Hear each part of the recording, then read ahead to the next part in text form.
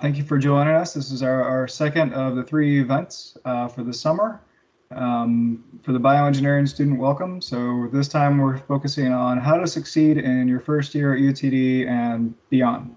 So my name is Ben Porter. I am one of the first year teachers here at UT Dallas, amongst a number of other things. But today I'll be moderating our discussions.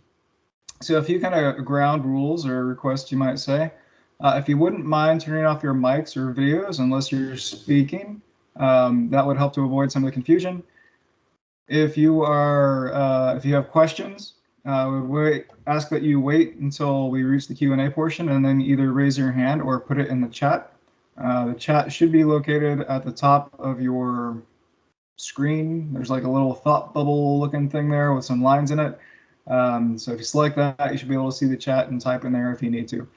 Immediately next to that is also a smiley face with a hand raised up to it. If you hover over that, you'll see a raised hand feature that you can raise your hand then. And that'll just make it easier so we're not talking over each other then. We are recording this, so try to avoid putting your name up if you don't want it to be seen. I will try to avoid calling your name. And keep in mind, please, that this does not take place with any of your orientations.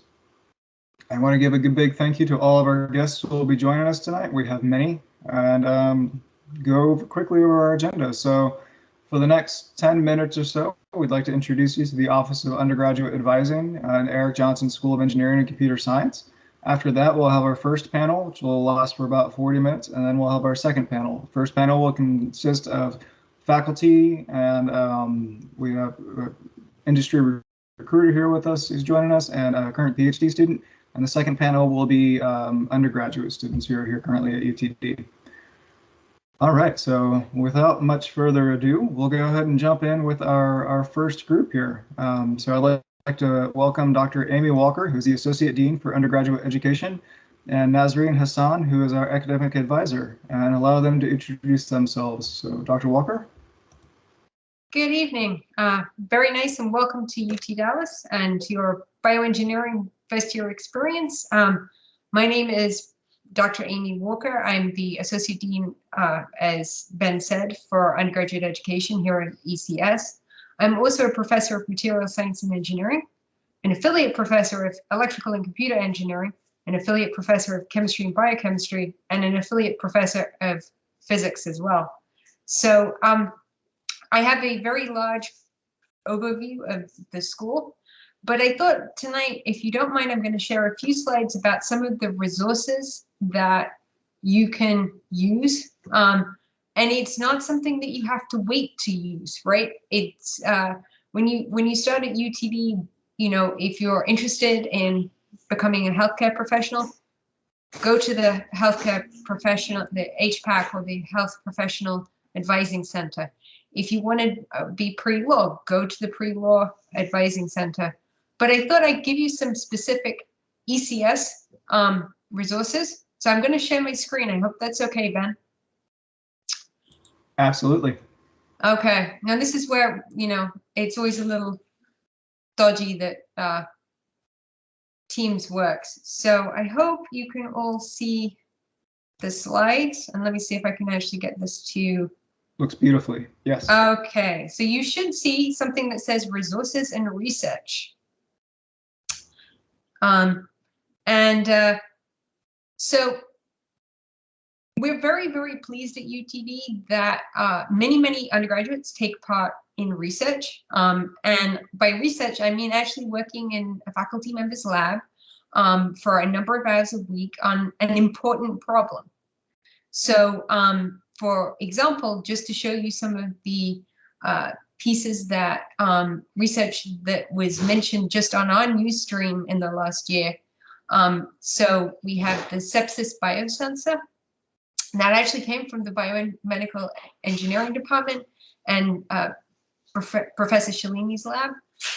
There's been a lot of work on gene editing, looking at ALS, so Lou Gehrig's disease. One of the faculty in material science was working on nanopore DNA sequencing. We've got faculty who work on nuclear weapons detection. We've got people who work on all sorts of different things to do with energy. And my favorite one, I think, was the group of faculty and students who worked on how to stop video game cheating. So I would encourage you to explore research if you would like. And the way to do that is to start at the department websites and look to see kinds of faculty you're interested in working with and sending them an email. The second big resource that I would like to share with you is the UT Design Capstone and Makerspace. So it's right at the north end of campus. If you came to orientation, you will have been already in the UTD Makerspace. So the UT Design space serves two purposes. At the end of your degree, you'll take part in a capstone project, and that's working with a real company to set up all sorts of, solve all sorts of different real world problems. So I just wanted to show you, last year, I believe, we had a group of BMen students actually working in an emergency room, trying to figure out how to make it easier to use ultrasound probes when you need to actually install a cover on them so that, you know, everything's sterile. And you've got one hand to do it. How do you do it? And so they actually worked that out. We've also had 9 teams actually win national awards in the last 10 years from the UT Design Studio. And this is just showing you one here, which was a way to really look at better assembly of cameras. But I think my favorite one in the last 10 years is the group of students who won a national award about how to make Fritos more uniform. And they made a machine that made Fritos more uniform. It spanned Fritos everywhere. It jumped things up and down. It was great. So earlier on in your degree, you can actually take part in UT Design Epics, which is engineering projects in community service, or EPICS. And this is an elective credit class, but you work with local nonprofits to solve their problems. So this is everything from figuring out, like the hover buggy, how to make a cheap and easy way for mobility challenged little children to be able to get around and do what they want to do and move around, but make it cheap for parents and possible easy for them to build, to thinking about how do you design whiteboards for people who are actually sitting in a wheelchair, and everything in between. There's been a lot of really great community projects that we've done that way. The other thing that I want to highlight before Nazreen talks about advising is Ecs Career Services. So, you know, you're going to want to, as you professionally develop your portfolio, to go to things like intern fairs and careers fairs, go to our workshops. We have lots and lots of company recruitment visits. We also give advice on going to graduate or professional schools. I think I just mentioned the HPAC and the Pre-Law Center.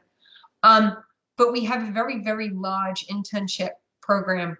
And just to show you, this is just a small snapshot of the companies that we've worked with in the last year for students actually going off and doing internships. And we have a good couple of hundred pretty much every semester doing that. The other thing I'd like to highlight is student organizations. Student organizations are a really great way to meet other people who are interested in the area that you're interested in, but also meet professionals who do that work. We have a whole bunch of hackathons and activities, and if we ever get back in person, which we will be in a few weeks, in spring of next year, we will have the Johnson School E-Week, which is a big, huge week where there's a huge showcase of all of the different things that our student organizations do, a lot of activities for high schools, middle schools, the general public. We just go completely crazy engineering. So I'm looking forward to that next year. We couldn't have it for the last couple of years. So, and finally, thank you for this, just giving me a very brief time to talk to you about some of the other things you can get up to. And if you've got any more questions, please feel free to contact ECS Undergraduate Advising at UT Dallas. And I'm going to stop sharing there, and I'm going to let Nazreen talk a little bit about the advising office. All right. Thank you, Dr. Walker. Thank you, Ben. Hi, everyone. My name is Nasreen, and I am one of the academic advisors for BMN students. We have 3 other advisors here, including Casey, Henry, Bitri, and Tanisha, to assist you. In the advising office, we assist students with navigating their degree plan to make sure that you are taking the right classes at the right time.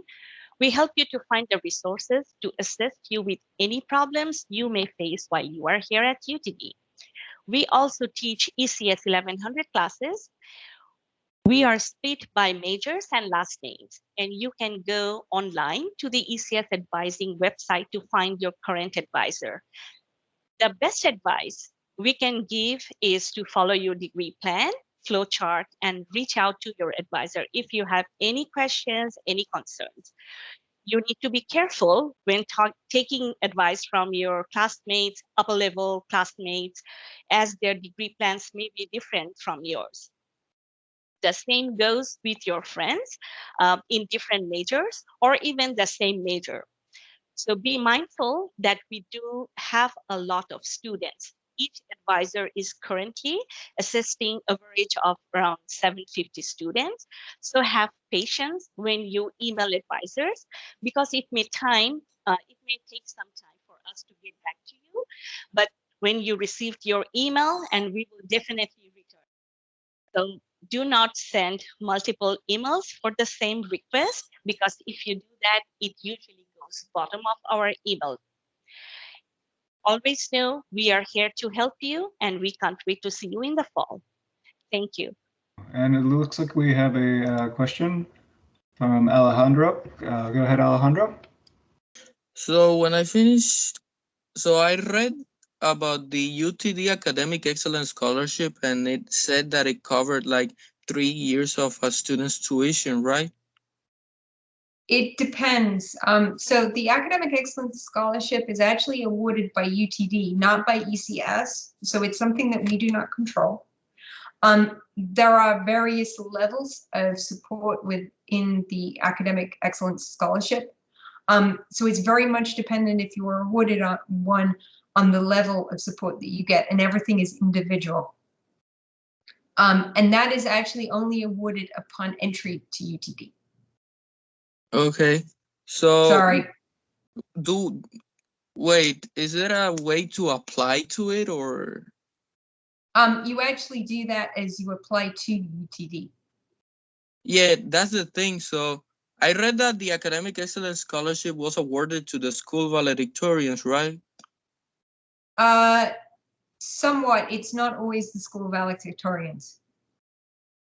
Wait, I'm confused then. I read I know what you read, and that it's awarded to a group of students. It's not necessarily always a school valedictorian.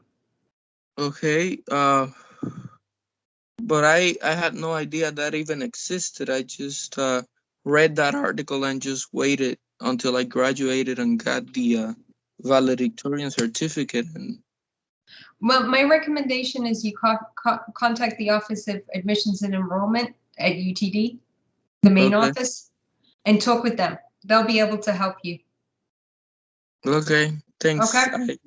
I will do that. What is the phone number of the UTD Office of Admissions? Mm-hmm. Good question. I don't remember it off the top of my head. So Alejandro, that's the link for the website and the chat there, and I will put the telephone number there shortly. Okay, thank you. And you may find it easier to email them at this time of the year. Okay, I will try to do that. Yeah, it's easier for them because then you can give them all your information, including your UTD ID. Okay. And Thank there's you. their email address. Yep. Okay. Any other questions for our advisors? or undergraduate advising. Hi, is it okay if I speak like this? Yep. Is it okay? I was just asking about how minors are going to work within biomedical engineering. That is going to be dependent on what your actual class is in your enrollment. So the best thing you can do is, if you'd like to take a minor, right now, email your advisor. So you know how to find your advisor, right? Is you? Yes, yeah. Yeah, great. Email your advisor and say, hey, I really want to try and fit in this minor. And then we can work on the kind of order of classes that you have to take. So, you know, that allows you to do that, okay? Mhm. Engineering degrees are pretty jam-packed when it comes down to it, with a lot of requirements. Because we're turning you into engineering professionals. It's unlike pretty much every other degree there is. And so there's quite a bit of requirements. So it actually is one of those occasions where please, please, please contact your advisor as soon as you can and say, I want to take this minor, because then we can really help you out to fit it all in. The same goes for anybody who's thinking about doing pre-med, so, or pre-vet or pre-dentistry or pre any of the healthcare professions. It would be really helpful if you let your advisor know now, because that's how we can really help you plan out your degree to make sure that everything works and you're not ever missing anything, or, you know, that you can do all of this. Okay. To add on to that pre-med part of the conversation, if we decide to maybe pursue the pre-med track after the first year, or let's say the first semester, would it be possible to transition smoothly into that? It is possible. Again, it's one of those things where it's like, please tell your advisor you want to do this, and then we'll help you plan it. We'll also put you in contact with HPAC. We have a separate healthcare professionals advising center, and they can also help you with all of the other pieces that you need for pre-med. So, you know, to be competitive to get into med schools, often it's a good idea to follow doctors and do all of these other things that can help with that. Okay, thank you. Well, let's move on to our next panel. Thank you again, Dr. Walker. Thank you again, Nazarene. Thank you so much. Welcome to UTD again. And as I say, I look forward to seeing everybody. So good night. Excellent. Thank you. Thank you. All right. And so our next panel now, we could have Dr. Todd Polk, who is our Senior Design Director, and Colton Kamalander, who is the Account Executive with Metasource, Dominique James, who is a bioengineering doctoral student, and she's also a Eugene McDermott Graduate Fellow and the President of the Black Graduate Student Association on campus, and Dr. Sude Kubroy, who is one of the other first-year instructors on campus, and also one of our LLC instructors. So welcome, everyone. And if we could just start off with maybe just a few minutes going around, letting you introduce yourself and kind of give a summary of just your general advice on how to be successful at UTD or successful in preparing for your career and life. I think that would be great. So let's just start on what will be my top left corner with Dr. Polk. I'm not in my top left corner, but that'll be fine. Thanks, Ben. Hello, everyone. Welcome this evening. We're glad you're able to join us. We're looking forward to the fall starting and you being here. My name is Todd Polk, as Ben mentioned, and I am an associate professor of practice here. I do have a PhD, and I came back here to teach after 25 years in industry, specifically to teach senior design, which is kind of the capstone culminating experience that you'll have here at UTD before you graduate. It's a required 2-semester course. As I like to joke with you, when you get here, you can't get out of here without coming through me, because I'm the only one that teaches it.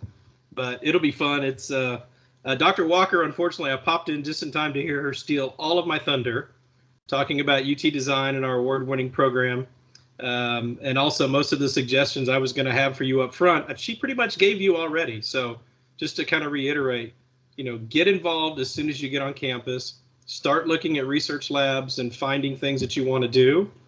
The sooner you can get started in that, the better you'll be off, and the more attached and engaged you'll be, not only with the university, but with your degree program and what you're trying to do and learn here. My biggest advice other than that is just to get your hands on as many tools and things as you can in the first 3 years here, because I promise you, you're going to need them in senior design. So come prepared. If not, you'll have to go learn those skills here while you're here. So it's better to have had some experience and practice with them ahead of time. So, working in research labs, Dr. Walker mentioned EPICS, which is a great program to give you a chance to kind of experience a team-based project that lasts a semester or two, which is sort of similar to kind of a mini, capstone experience that you're going to have your senior year. So get involved. Don't sit in your dorm rooms or at home in your apartments or at home with your parents. Come to campus, get involved in organizations. We've got a lot of great organizations. BMES is kind of the big one for our major here on campus, and students from all 4 years and even into grad school are involved in that. So it's a great way to network and meet people that are doing the same thing you are, to find help, find tutors, and then later as you advance in your collegiate process here, to be a tutor for some of the younger ones that are coming up to repay the favors that you earned and you got along the way. So yeah, get involved, go find some research, get your hands on everything you can. Come on up to the UT Design Studio. We're on the far north edge of campus. Come up to visit. In the fall, we'll actually be there every day, so you can come by and visit anytime you want if you want to look around. Makerspace up there, Dr. Walker also mentioned. Did I say she stole all my thunder? She really did. But she's an associate dean, so she can get away with it. But yeah, come up there, get your hands dirty, start playing with things. Employers like Colton are looking for you to come out with skills that you can translate into industry and start working right away. The other big thing that you really need to focus on is kind of the professional skills, and we focus heavily on that in senior design to get you ready to work on a team and communicate and learn to do the things that you need to do to be a successful, functioning, working engineer out in industry. So that's really our goal in senior design, is to get you prepared to take that next step. So your first 3 years get you prepared technically, then we get you prepared to go out in the workforce and be a functioning engineer and work with everybody else out there. So really happy to be here tonight. Look forward to answering any questions you have, but at this point, I'll kick it back to Ben to pass it on to the next person. And I'm just going to pitch it straight to Colton. So Colton, welcome. Hey, good evening, everyone. Thanks, Ben. I appreciate the introduction. And my name is Colton Comliner. I'm an account executive with a national healthcare and life sciences consulting firm. Locally, I manage the operations here in Dallas with some of our larger enterprise health systems. So I work with Baylor, UT Southwestern, Tenet, Children's, THR, and Christus Health down here in the area. Prior to this role, I did a little bit of business-to-business sales with ADP. And then before that, I actually graduated from Texas A&M University with a major in biomedical sciences. Gig'em, saw that. And then a minor in business. And another one of those things I want to say too is, while I manage the operations, we have a large nationwide recruiting firm that goes and recruits people off the national markets and creates more so of partnerships with local technical colleges and schools to be able to provide kind of that entry door for people to get out into the workforce. And we also have two sister companies that, if maybe healthcare is not your strong suit or something you're interested within the biomedical engineering area, we have two sister companies that also work with a lot of the different Fortune 100 clients that also see that biomedical engineering degree come in handy. I was really excited that Ben invited me to join the panel conversation today, because really where my recent role has brought me to. While we also do a lot of big project services and a little bit more of a staff augmentation and provide resources for hospitals' big projects here in the area, one of the programs that we actually built out is called Elevate. And what that does is we actually have paired up with a lot of the different technical colleges, including UT Dallas, to really start pipelining and developing relationships with students, whether they be in their first, second, third, fourth, or about to get out into the professional world. And we start building up those partnership relationships so that when they get out, they're prepared and ready to go into it. And within Elevate, we actually build in different style training programs that we have taken from our clients around the country to basically put you almost through a little bit of a training course, so that as you start off, it helps, because a lot of these employers are looking for people with 2, 3, 4, 5, 6 years of, go ahead. If want me to answer that question now, or I didn't see it come through. We can come back to it. Okay.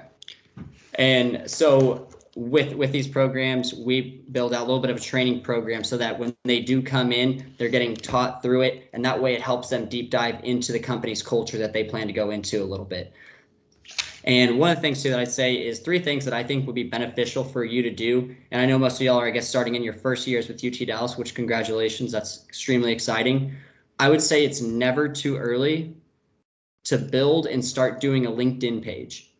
So if you haven't already, I would highly recommend creating a LinkedIn profile and start building out your connections from now.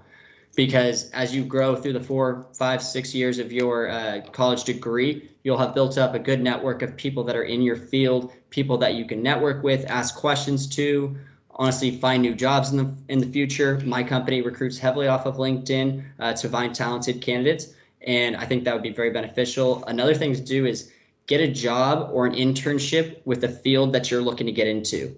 I know a lot of times throughout college, if you're like me, I needed the money, so I couldn't really afford to do a free internship.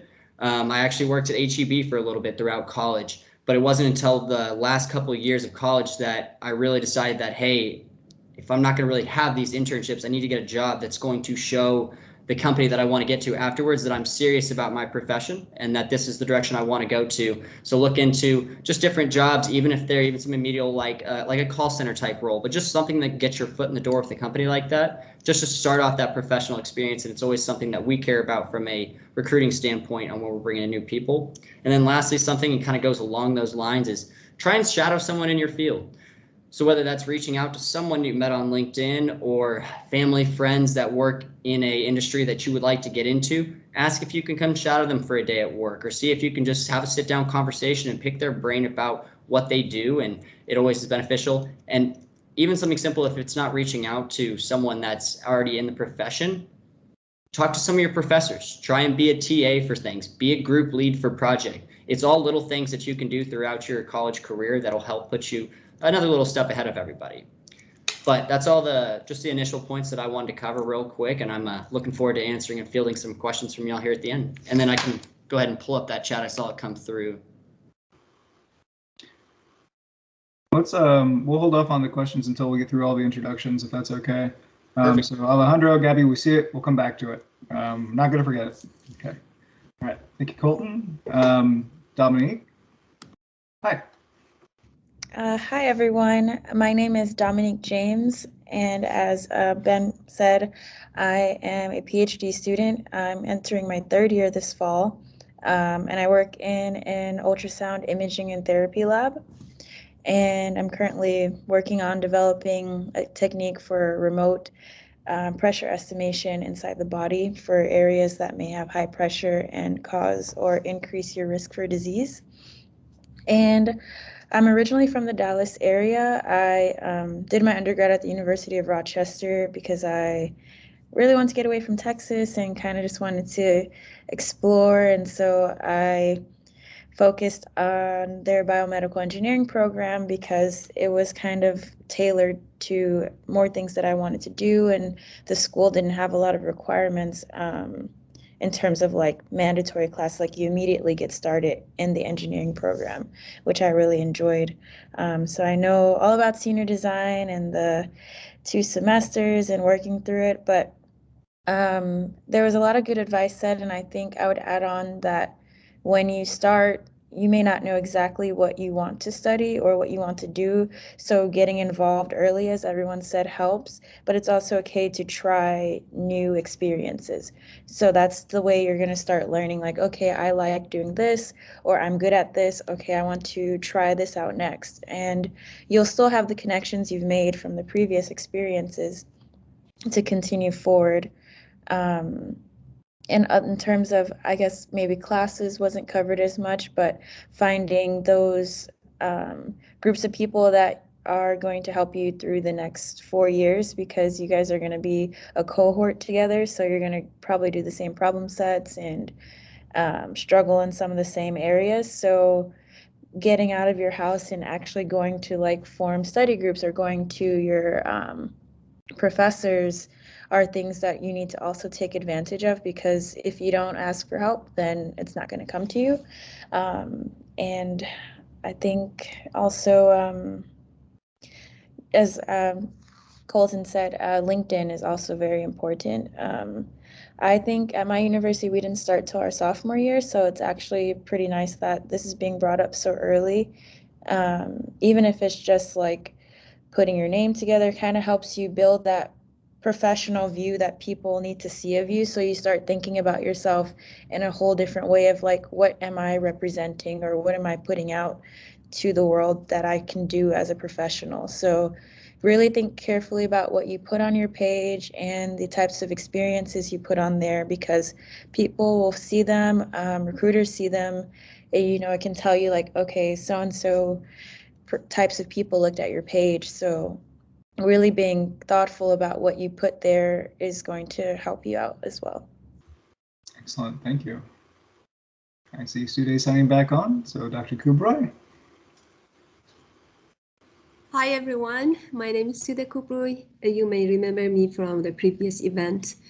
I'm an associate professor of instruction and one of the 3 Women LLC advisors. So my PhD is in electrical engineering area and also in neuroscience. So I mainly focus on the courses that are related to EE. So today I want to talk a little bit about the 2 laboratories that we offer in the first year, BIMEN 1100 and BIMEN 1208. But first I want to take you to the time that you want to apply for an internship, industry, or graduate school. So in addition to a strong resume, you also need a recommendation. So whenever we are contacted to by, for example, a company or graduate school to provide you a recommendation, we are asked to fill out long list and evaluate you in different skills, in different criteria. So not only technical skills, but soft skills, how you communicate and collaborate with your classmates, with your instructors, or for example, theoretical and practical skills. How you can work on problem solving, how you can work on hands-on projects. And the other criteria are individual as well as teamwork. So you have to be good in all of these criteria. So the main goal of BIMEN 1100 and 1208 is to boost your resume and give you these skills to some extent, and then you will see them and you will gain them in other laboratories. So whenever you, for example, you take a lecture course in your first year, it mainly improve your, for example, theoretical skill, and it prepares you for your higher level courses. But BIMEN 1100 and 1208, they not only prepare you for example, higher level laboratories. Their main goal is to boost your resume, and believe me, it will happen. So whenever I want to write, for example, a recommendation letter, I usually ask for my students' resume, and whenever I look at it, I can easily see the skills that they, for example, gain in 1100 and mainly 1208. So I would like to say that gaining all of these skills at the same time, it's not easy. You really need to spend time for these laboratories, especially 1208, because it's a 2 credit hour lab. So you're expected to spend 3 hours outside of the class time for each credit hour. So you're expected to spend 6 hours outside of the class time for 1208. And another thing that I want to tell you is just a summary about 1100 and 1208. So each one of these 2 courses has 3 modules, and we try to introduce different software tools that are, for example, important to you. For example, you will work with Excel, you will work with LabVIEW, Matlab, Microcontrollers, and Solidworks. You need most of these software tools in your other courses, undergraduate courses, some of them in industry and some of them whenever you join a graduate school. We also have individual, pair, and team assignments. And we also have theoretical assignments as well as hands-on assignments. So you will see a variety of skills in these two courses.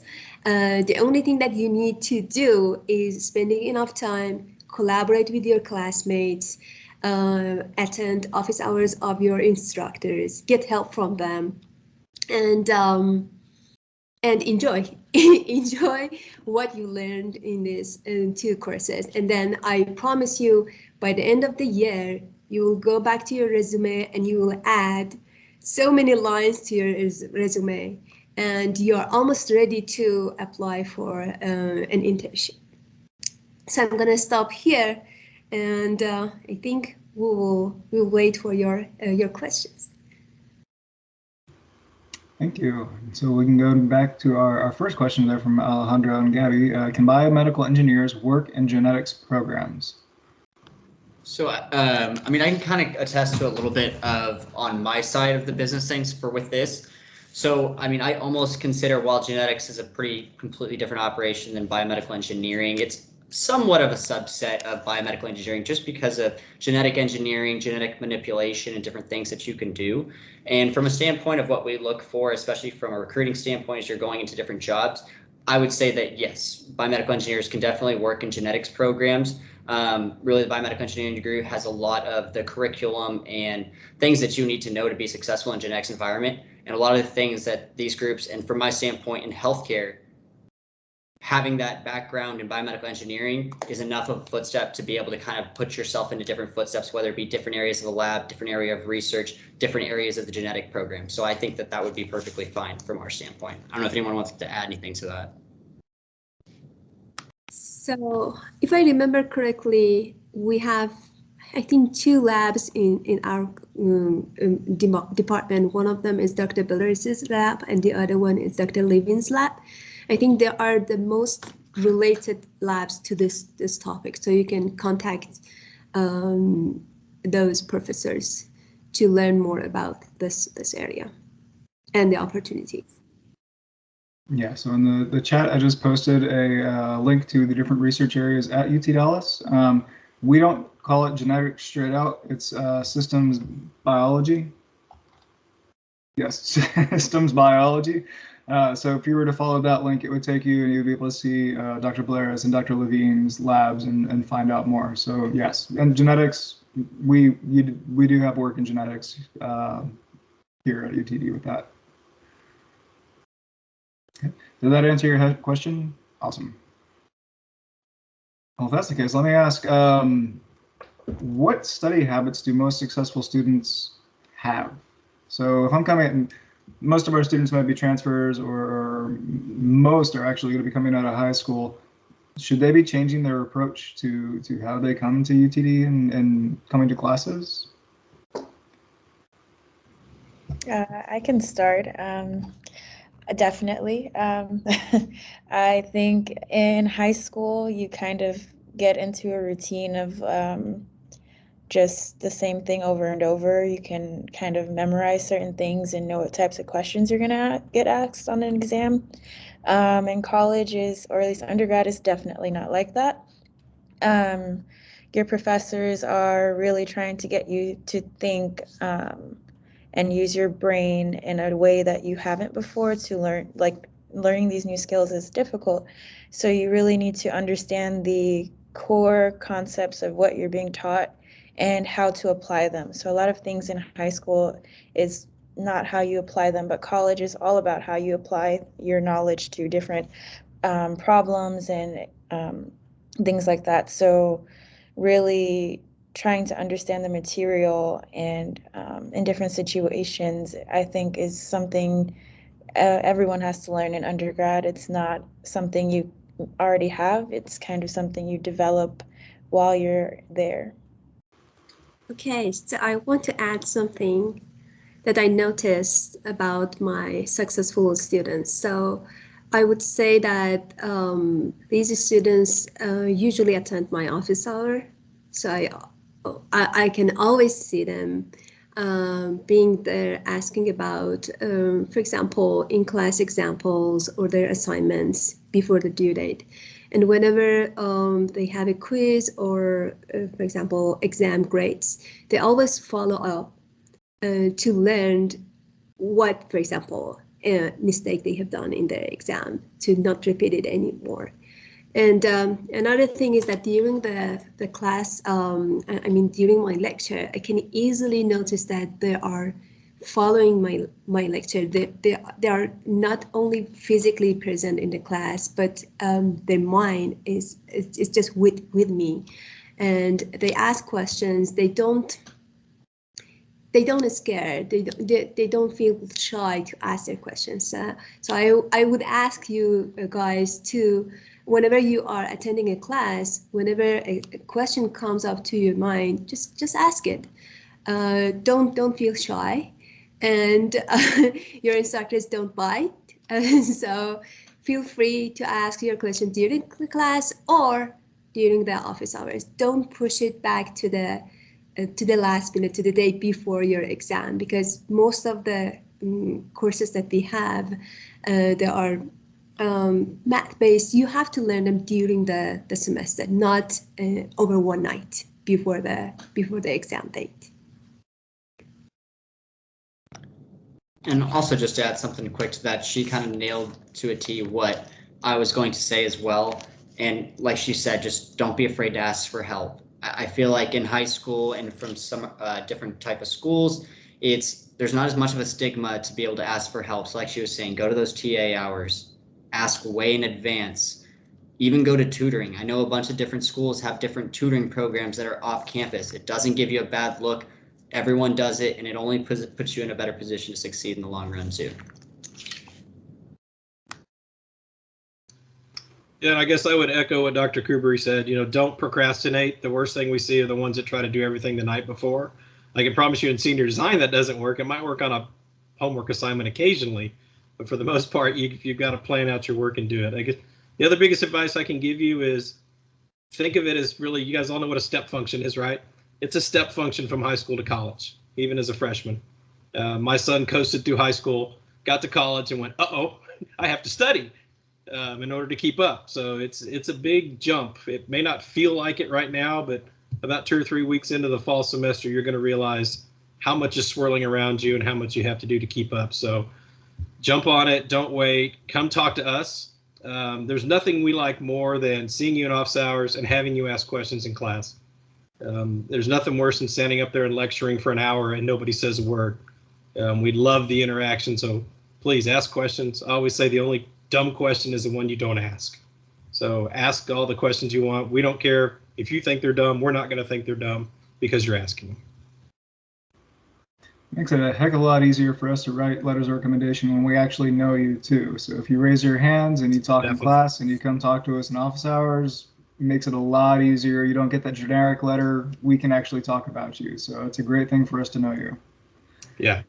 And senior design is getting big now. I mean, we teach senior design with biomedical and mechanical together. We're going to have over 250 in our next group. So it's hard to get to know all of you. And half of you will ask if we can write you a rec letter or be a reference for you on a job application. And if we don't know you, we're probably going to say no because we don't know you well enough to do it. So get to know us. That's what we're here for. I have to throw in one more thing just because I can't resist. What really helped me when I was I didn't realize it until after I was out of my undergraduate is think of this as training for life. So high school for me, it was just coasting through and just kind of getting the grade. But college is where you actually start training to do your job. Like this is where you are learning all the skills that you will need. So treat it like that. Treat your assignments like they are actual job assignments. Like this is what you will be doing in the future. So you need to learn it now. For me, that helps to get that mentality going. But, okay, I'm not supposed to be jumping in. Do we have another question from the crowd yet? In that case, I will throw in another one. So Dominique touched on this, on how really it's good to get to know your cohort and kind of the students around you. Do you have any recommendations on how to get to know your peers, how to make those connections and not be alone? And that's for everyone, not just Dominique. But... I'm not sure how the labs are set up at UTD, but I know for me, our labs were a lot smaller than the general lecture classes, which tend to be a lot larger. So we would end up working in groups to complete some of the lab assignments, and they would rotate throughout the semester. So that's how I was able to meet a lot of different people in the program and start forming different groups for like, let's work on this set together, or someone who kind of really understood the material was able to also explain it to the other people in the group, which is helpful.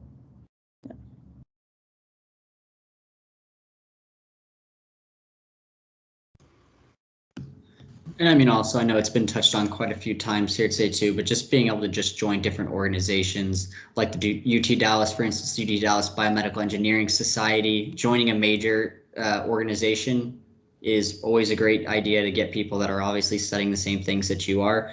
And I know I kind of touched on it with the tutoring aspect too, but if you're going to some type of tutoring lesson or some type of coaching thing that you can do to get prepared for upcoming exams, meet the people around you because they're probably in a similar boat or going to ask similar questions, and then you just kind of have an already built-in friend group to go back to the library with, study with, and then eventually who knows more too.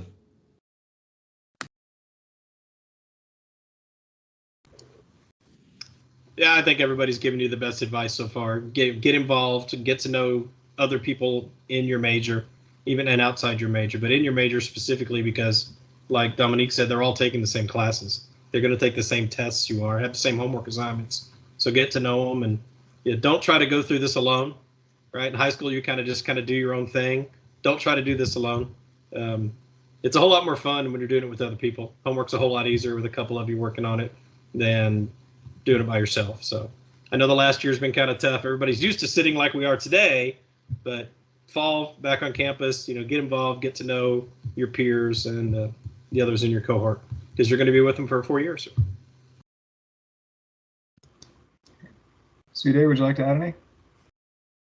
Yeah, I would remind you about BMES, and also LLC is another organization to help you and get to know each other.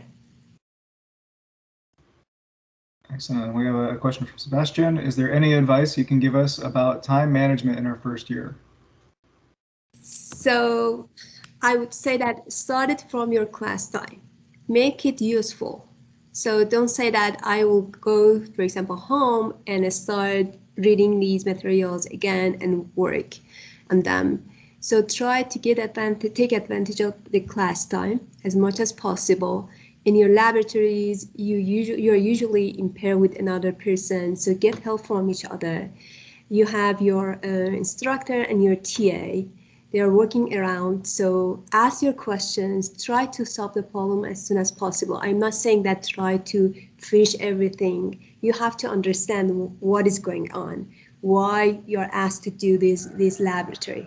So you may hear that I'm out of town, so if you hear background noise here. So try to do your job during the class time. And then outside of the class time, get help from office hours, contact your classmates. If you work in a group, if you study in a group, you can learn faster and you can help your each other to learn something better and deeper. So far, this is what I think. I think too, something that I'd like to add in there for just working on time management, because it's something that, I mean, I've always had to continuously work on, even now that I'm out of college and, actual, a real job. But I mean, right now, obviously in my job, I live and die on my calendar. I know that that's not something that I did during college. I don't know if any of y'all like to use your calendars. It can always be a helpful tool to just block off. But what I would say for time management is really learn what works best for you. Everybody's different in the way that they approach methods to study for things, the way that they like to work, whether they want to wake up super early and get things knocked out. They want to work in the afternoons. But I'd say try a couple different methods, work with your professors, work with your peers, figure out what type of approach is going to work best, and just start sticking to that time model. and it'll help you start to coordinate what activities you need to get done by certain periods so that you can have more freedom to do what you want outside of classes, but also just kind of keeps everything locked in. I agree. Oh, sorry. No. Go ahead, Dominique. I was going to say I agree. Planner is definitely my best friend. And it doesn't have to be a book planner. It could be on your phone. It could be on your computer. Just some way to start putting in deadlines so you can visibly see it and know that it's coming up. Because when you see it on the actual calendar, you can count basically like how many days you have left. And that helps you to pre-plan, okay, I need to finish it by this time, or at least start it by this time, to see what you have questions on, and so you can get help ahead of time. You don't want to wait till the week that something's due and you think it's going to take you an hour, but it takes you 3 days. So you really have to start earlier. Yeah, that's good advice. Mine is just don't procrastinate. Colton's got it right, and so does Dominique. Have a calendar. All of you have a phone. Just keep it in your phone, then it's always with you. That's my advice. Because that's the easiest way to make sure you always know what you're supposed to do. The other advice I'll tell you I got when I went to grad school, someone said, just treat it like your job was. So if you think about having to get this work done first, college is supposed to be fun. You guys are going to come here and have fun, get your work done, then go have fun. Excellent. I will say that Dr. Myers and myself, we're happy to show you how to use e-learning. It has a calendar function on there to show you where assignments are due and everything like that. I'm glad to show that to you. I'm also happy to show you how Microsoft Office, Outlook, how you can make calendar reminders and all sorts of stuff on that. So I will show you that if you want me to. Sorry, Sude, I think I cut you off. No. I just wanted to mention exactly the same thing. E-learning calendar. It gives you all of the deadlines that you have for different courses. Excellent. Let's do, we have one more question from Gabby, so let's answer that and then we'll move on to our next panel. So this one is, what are lab classes like? It might be rather direct to you, Sude. Yes, so in the first year we have 2 laboratories, 1100 and 1208. So for most of the assignments, you're going to work on the assignment in pair during the class time. So you will help each other. You will have a worksheet for each session. For each day. You will work on that worksheet together, help each other, ask your questions from your instructors or your TA, and then you also have a kind of assignment for next week. For some of the labs, I'm not sure about 1100, but you may meet your instructors twice per week. So one time you work on the worksheet, and then another time it's going to be a kind of maybe office hour. You have work on your assignments. Now you show up, you ask your questions from your instructor. For 1100, you will learn about Excel, the data analysis in Excel. You will learn about LabVIEW, which is a kind of schematic software. And the third module of this course is about electronics. So you'll have a kind of very small hands-on project. And then for 1208, which is a little bit higher level compared to 1100, we start with Matlab. So Matlab is a software tool that you need in some of your courses in undergrad. If you join a graduate school or for example, a research lab, most probably you will work with Matlab. In R&D, again, you will work with Matlab, but in companies, no, because it's expensive. So try to work on that because it doesn't matter what kind of engineer you are, you always need to be a good programmer. If you are a good programmer, you're going to be successful in these days because everything is about coding. And another software that we learn is Solidworks. So you will learn how to design two-dimensional objects, and you will need it mainly in your senior design, I guess, and then later when you join industry, for example.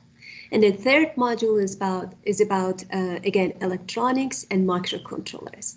So microcontrollers are great components. You can program them. You can get anything that you want from them, and they are really interesting. But you have to be a good programmer. The coding is about, I think, it uses C++. So I would recommend you before taking 1208 or at the same time take the programming course that we offer on the first year. So try to boost your programming as soon as possible. The better programmer you are, the more successful in your undergraduate, degree and later in industry or graduate school. So hopefully I gave you a short view about these two labs. And it's not by to the way, scare I off forgot people who don't like programming. It's just programming is a part of everything. So yes, including yes. the other fun And, stuff that's out there. Definitely. Mm-hmm. Yeah. Yeah, in Toolbox we have a hands-on project which you need all of the skills that you learn in Toolbox. Matlab, microcontrollers, Solidworks, electronics, everything together. And so that's why I'm saying that it will boost your resume compared to the other courses that you take in the first year. And then later you will have your junior design and then your senior design. Okay, that's it. That's all I think I can add. You're welcome.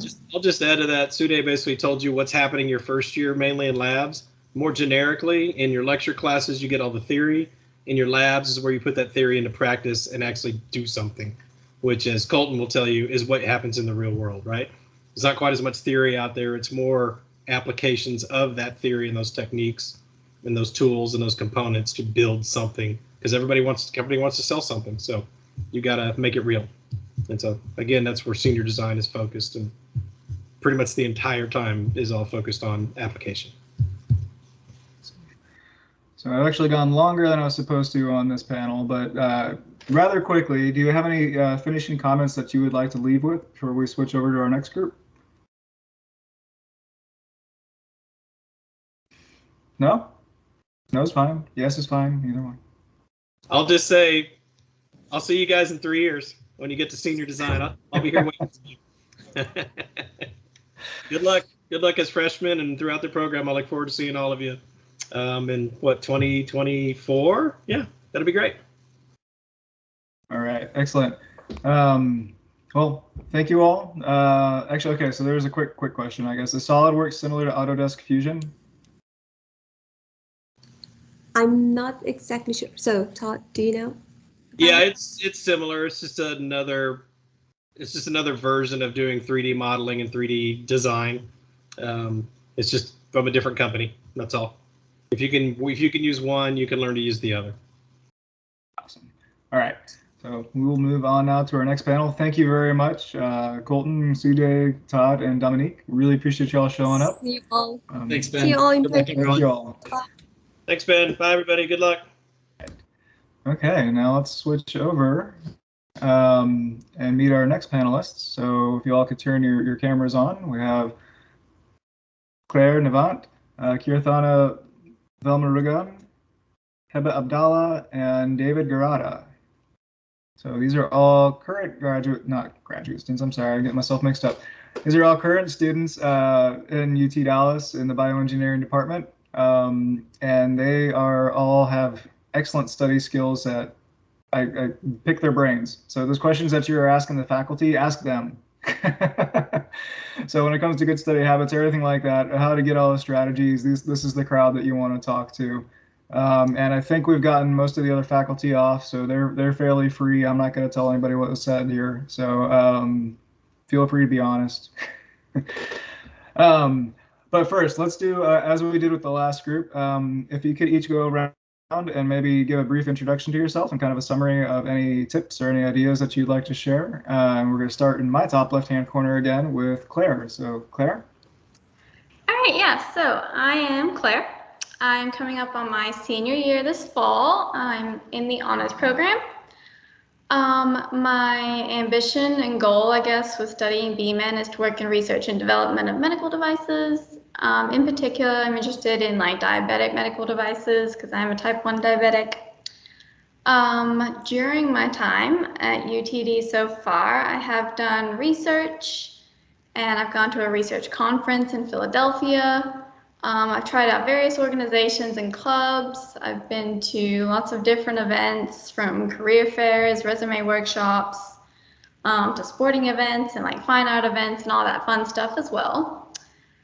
I have done about 1.5 internships. I just recently completed one last semester. I took the semester off from classes, went to Massachusetts, did a 6-month co-op, and then I am currently doing a remote summer internship.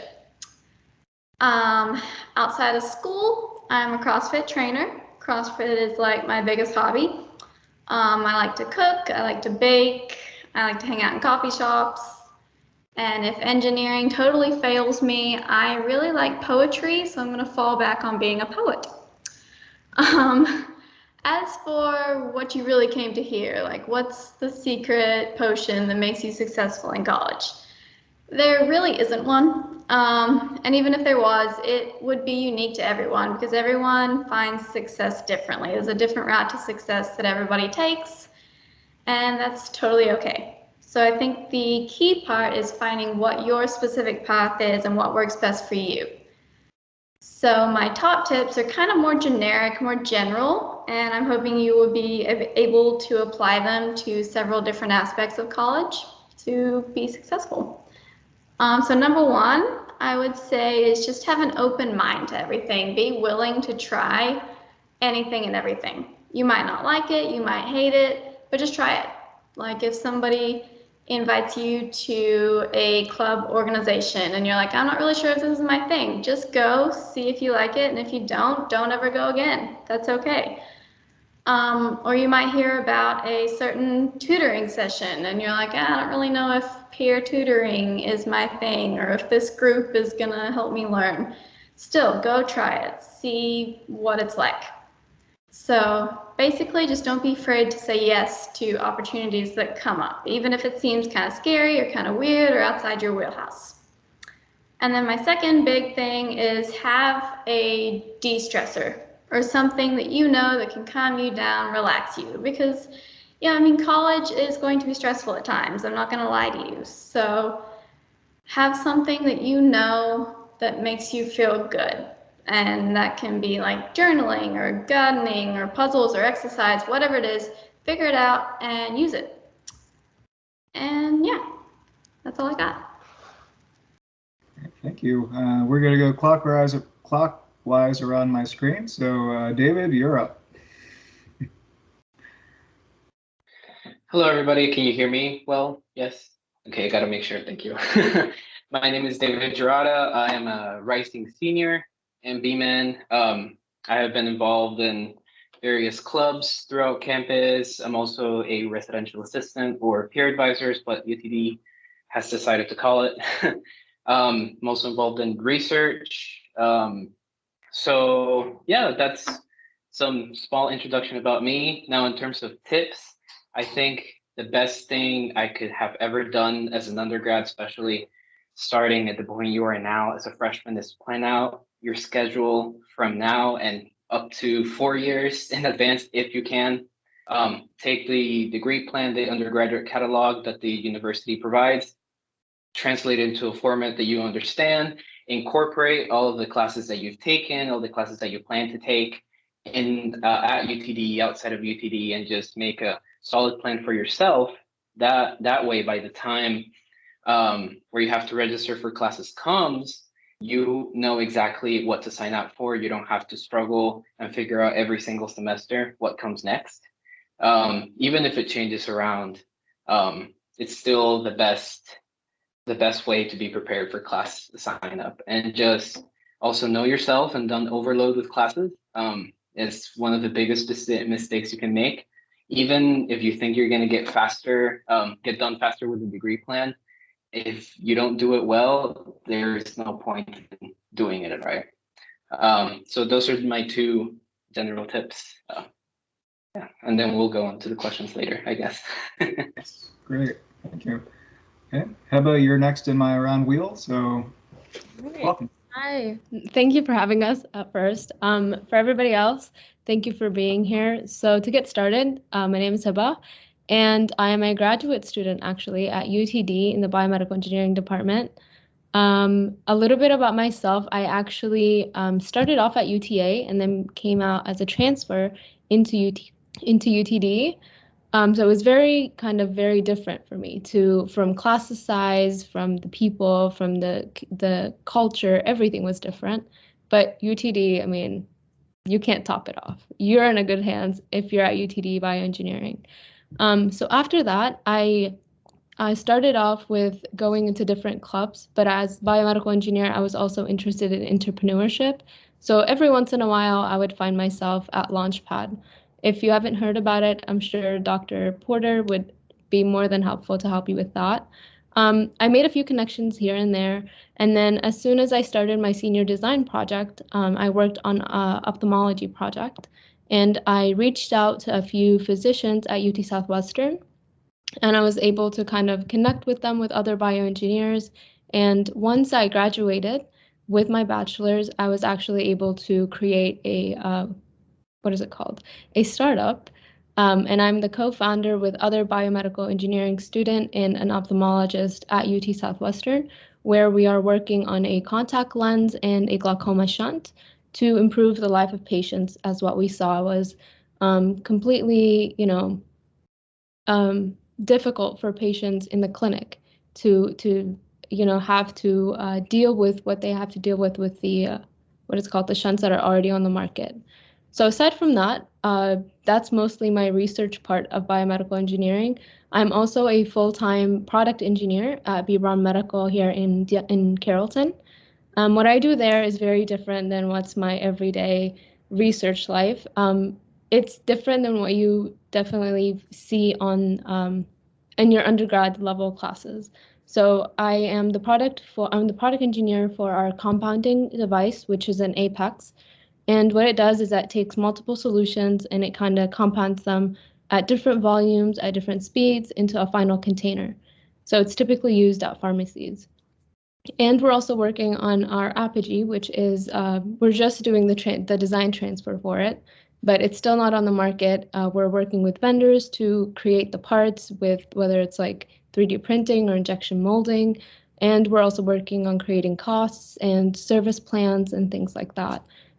So those are all very new to me, but I'm happy to be, engaging both kind of the industry and research all together at once. Tips, I have so many tips, I probably would not stop talking. So you guys are going to have a lot of questions, but basically, number one, I would say is plan your work and work your plan.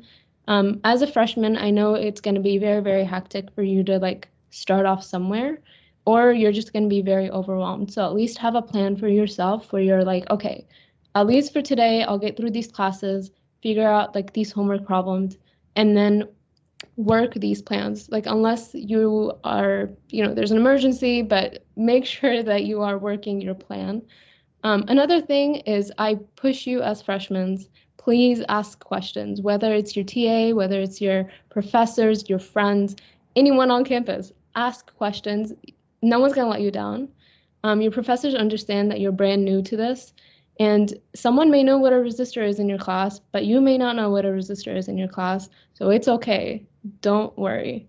There's always going to be an answer to everything. What is a third tip? Study in advance. Study in advance for sure. Do not wait last minute. Don't all-nighters, they still work. Whoever said they work, they don't. Coffee is just going to make you jittery, like me. So don't do it. Just try to study in advance as much as you can. And I'm happy to answer any other questions. I'll move it on to the next person. I think I'm taking up a lot of time.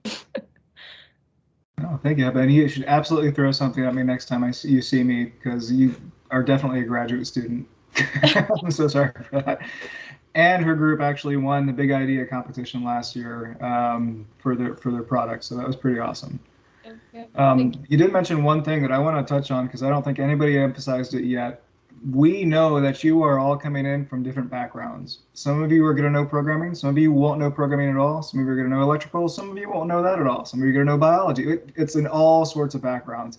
So don't feel at a disadvantage just because you might not know something. We know that you're coming in from all sorts of different areas. So ask questions, learn those areas. We're here to help on that. So don't feel discouraged. Okay, that's my one time to interject right now. Okay, Kirthana. So, hi, my name is Kirtana. So I'm a little bit different from, I guess, the other panelists right now. I have not joined a lot of clubs because, one, I never did that in high school, and it's a bad habit. I didn't do that in college as well, but I definitely should have. So listen to these other 3 people about that. But besides that, so first year, I was actually not a BMed major. I was a psychology and child development major. And it was a big jump. It was a big decision. But once I did change it, I'm actually very glad I changed it. I had no background in circuitry or engineering or programming or anything like that. Like I said, my major was completely different in the beginning. But when I did change it, it was not bad at all. Like Dr. Porter just mentioned, the professors take care of you. They help you. They teach you everything you need to know from the ground up. And other things about me is that I am in my final year right now, so I'm taking my summer semester, and then I have fall and I graduate in December. And so I'm in senior design right now, and Dr. Polk, who is just here talking to you about it, yeah,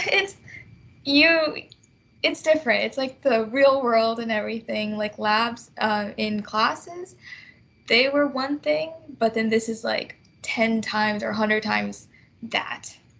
So it's going, but you'll get through it is most of, if you just ask questions, follow these normal tips and all of that. Other thing is I'm a fast track student. I'm doing masters right now, like this semester and the next semester, and then we'll be continuing it after I graduate with this in like a following year or something.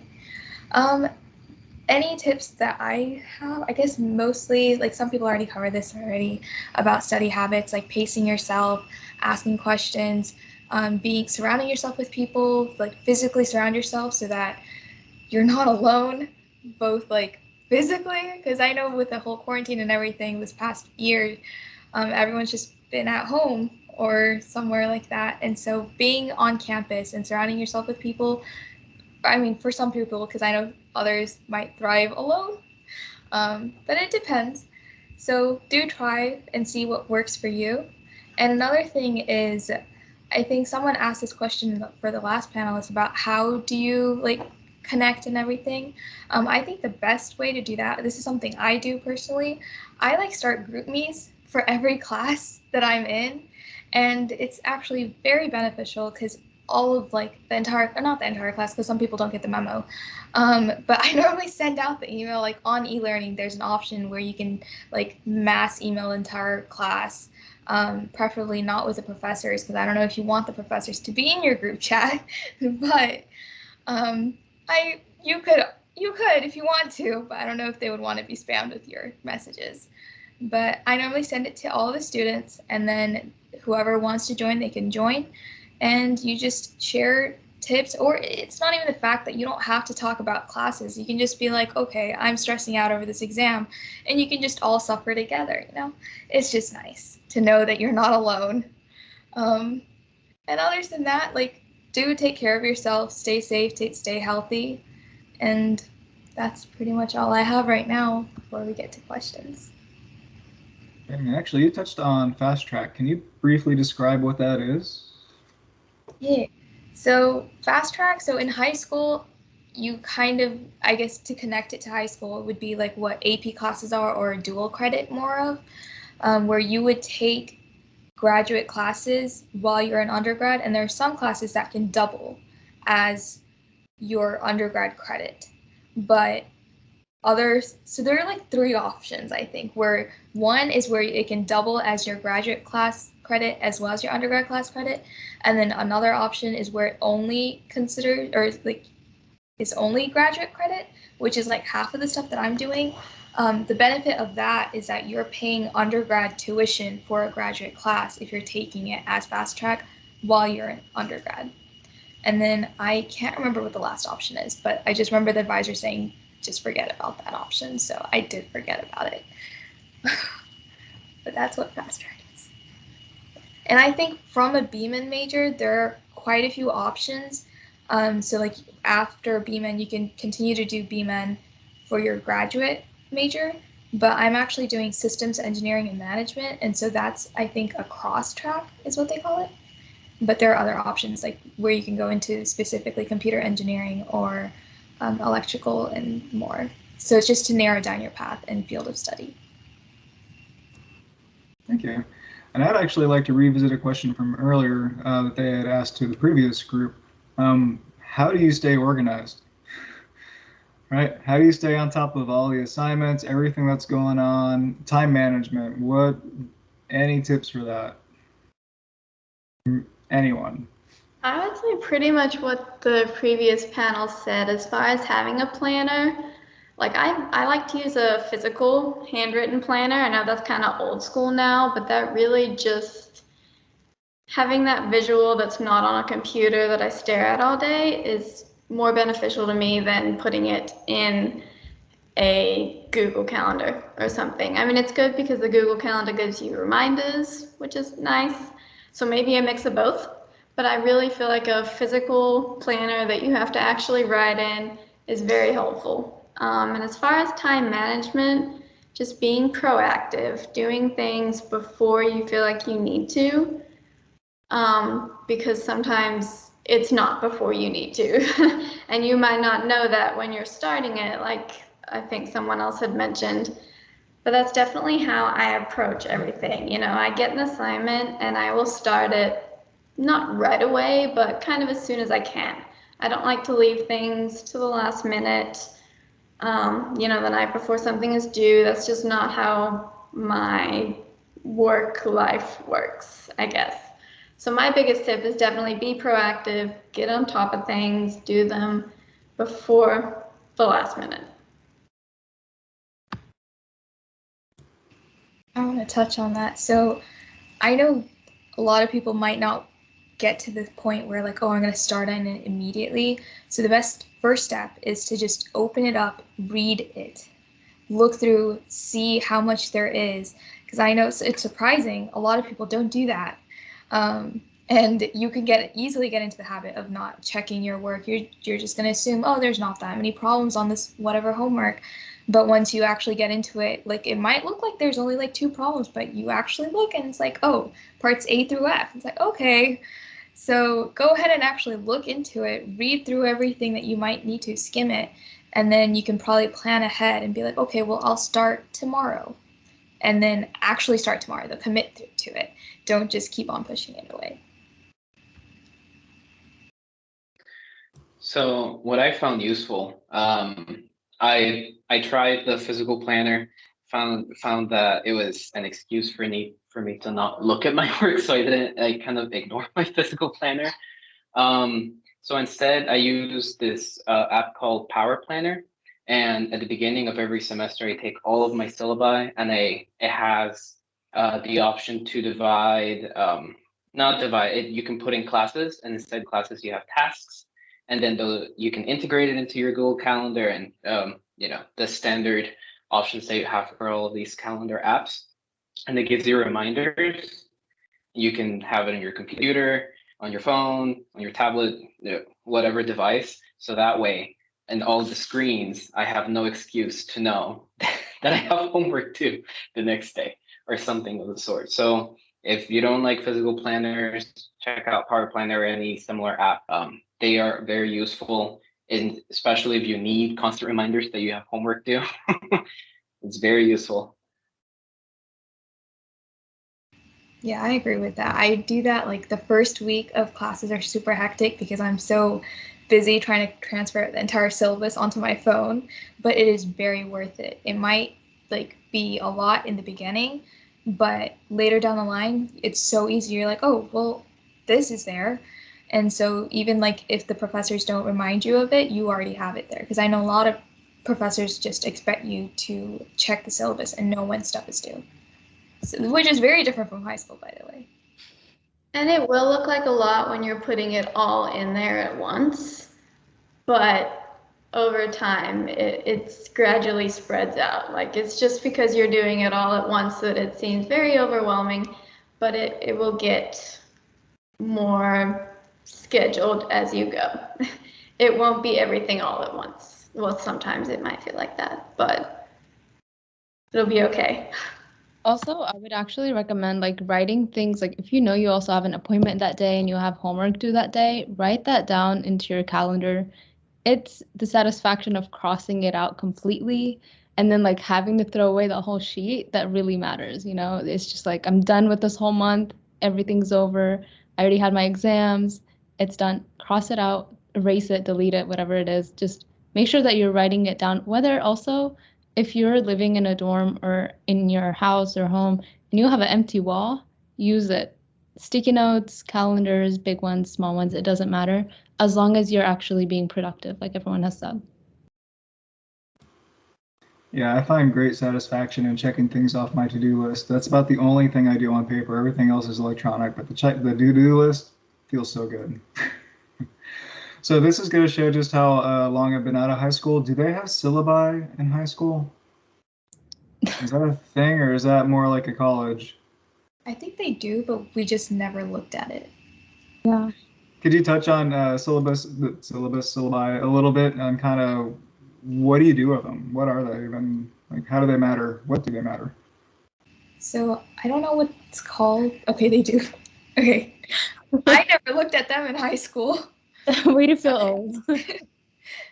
In college, I guess it's pretty much the same as high school, but one main thing that I look at is the calendar, and I print out the calendar, and kind of like the crossing off thing, I cross out each day. It's just satisfying. And then same with assignments, they'll probably be listed on the calendar as well on the syllabus, or it'll have a separate one with like due dates, and I'll just print them out, have them on hand, as well as have the planner like or everything in my phone. And I have like sometimes I have a physical calendar, or sometimes I have to put it on Excel. I have like lots of different ones, and just cross them off on multiple different things. But that's just me. So basically it's like a generic guideline to the class. It's got everything in it. And it is something that they expect you to look at because it'll have, you know, the breakdown of your grades, which is very useful. It'll have the professor's contact info, the TA's contact info. Typically it'll have their office hours or open hours. And if it doesn't, they will update you later and you can add it to the syllabus. So it's basically got everything that you would need for your class that you need to know. Again, the schedule of when you're going to learn certain things. So not just when assignments are due, but like what topics you're covering at certain times. Chapters in the book that maybe the book is not mandatory. Maybe they don't tell you to read the book. But if you're someone like me, you like to have that extra kind of different way of learning things. Sometimes going to the book is super helpful. So it's got a breakdown of what chapters to look at. It's got your general like comic creed kind of stuff that you will learn about as you go. So I definitely recommend going through the syllabus as soon as you can, reading through it. Some of them are pretty short, some of them might seem kind of long, but all of the information is useful. It really is. Cool. I don't know, so we just had the 5-minute timer pick up there. Claire, I know that you needed to go at 8:30 or pretty close to there. Were any of the other panelists able to stay a little later in case we have more questions? That's fine with me. Okay, excellent. Well, just so we can get it in there, before anybody has to leave, hidden gems at UT Dallas, things that you wish you knew when you first came, where the best eating place, anything like that.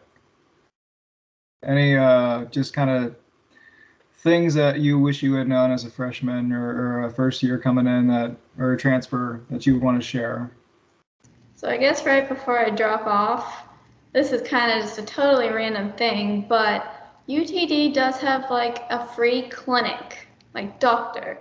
So rather than paying a bunch of money to go find a different doctor, you can go to them for free for like minor things. Like one time I had an ear infection and I got free treatment there and it was great. So find out what those things are and definitely take advantage of them. And I'm sorry that I do have to drop out right now, but you can find me on LinkedIn, really easy, Claire Nevant. So if you need anybody throughout this year or even the summer, like right now, come find me, connect with me, reach out. I would be happy to help you with anything, answer any questions, give you a tour of campus, or just talk to you more about study tips, general tips. I study all the time, so if you see me on campus, feel free to come say hi or come study with me. And yeah, I hope you all have a great first year, good 4 years and everything, and good luck to you. Thank you very much for joining us, Claire. Yeah, you're welcome. All right.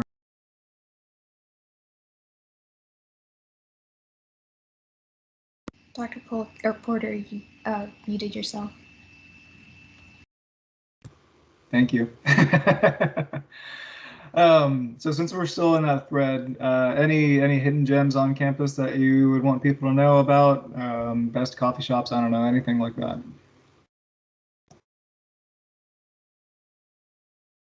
I know it's been a while since we've been on campus.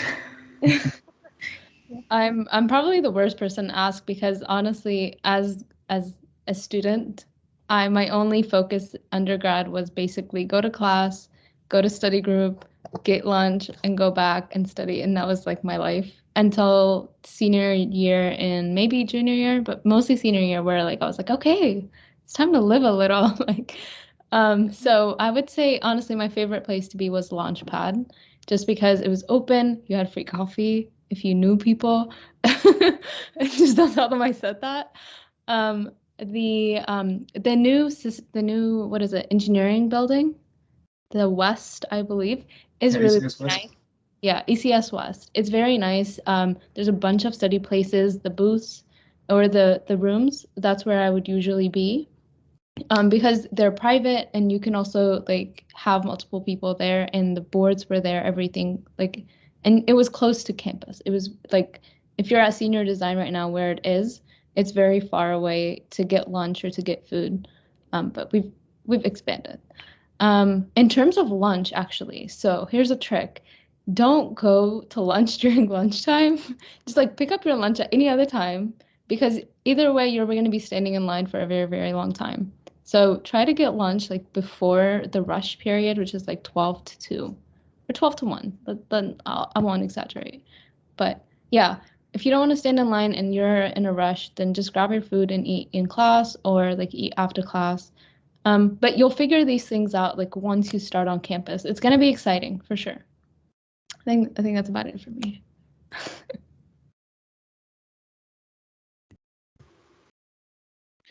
I think one awesome thing is that a lot of organizations, the way they do bring some people in is they have free food. So that's definitely some of the things that really drew me into some of these meetings. So, you get free food and you get to learn something cool. So go get that free food and get involved, guys. Do you remember the app that's supposed to tell you where the free food is on campus? I did not know there was an app. There Unfortunately, is. It was developed by some students a couple of years ago. Sorry? It had a B on it. I Is forgot. it Bumblebee? I don't remember. Right, okay. We'll have to figure that out. It was something with like an E. You're right. Yeah. I don't know. We'll I had no idea I there don't was know an if app. it's still going or anything though. But it was nice for while it lasted, and then I think it kind of just they kind of changed it into some coin system, I think, and then it just kind of died, or at least to me it did. Actually, now that I still have it. That I do remember, there's also the bioengineering building. If you have access to it, use their meeting rooms, because these are very nice. Temperature's really well there. It's like not freezing cold, and you can study. So it's a good place to be if you get access.